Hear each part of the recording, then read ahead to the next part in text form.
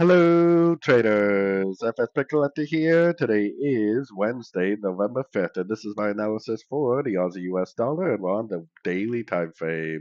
So, on the daily time frame, we pushed all the way down to the 78% Fibonacci retracement.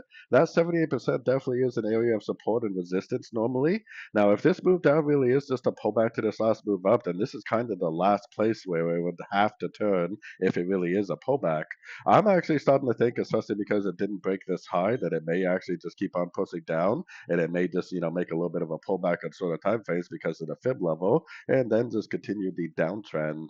So going down to the 1 hour time frame, we did try to break structure on the 1 hour, but I mean it really didn't hold above structure at all. We may end up, because of this break of structure, getting another push up. This could be like impulsive up break, corrective down, and then maybe up again, which may end up just being a pullback to this last move down. Like I said, that 78% often is a big area of support and resistance. So if it does make a nice little three-way pullback, that would definitely be the most ideal setup for another sorting opportunity for the continuation of the downtrend.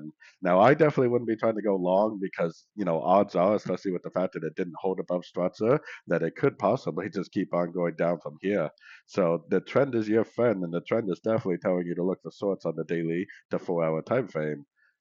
So anyways, don't forget to check out my website linked over here in the corner. And as always, thank you for watching and happy trading.